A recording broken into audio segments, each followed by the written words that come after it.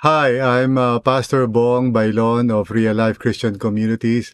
I'd like to invite all of you to come and join us for worship today. Umpisa na naman muli ng ating regular services.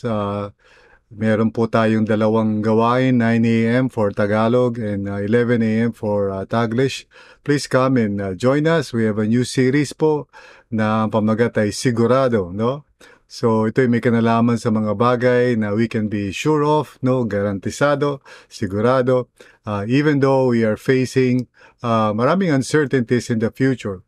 Pero may mga bagay that we can be sure of. At yan ay nakalagay sa salita ng Panginoon. So we're going to take a deep dive on Romans 8. So come and join us the whole month. We're going to study Romans 8.